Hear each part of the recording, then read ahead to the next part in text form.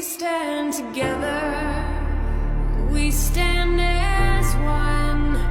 We will not be broken, we'll overcome. This is